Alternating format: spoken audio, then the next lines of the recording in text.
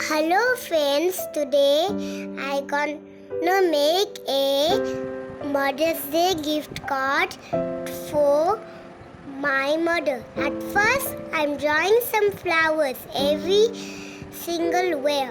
That means like a square face. And you also know that I'm also taking a square paper and drawing all flowers around it.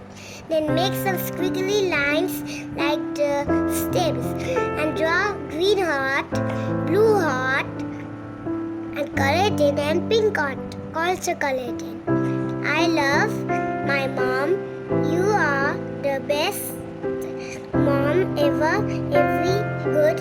And I saw some three emojis and heart star and saw a line and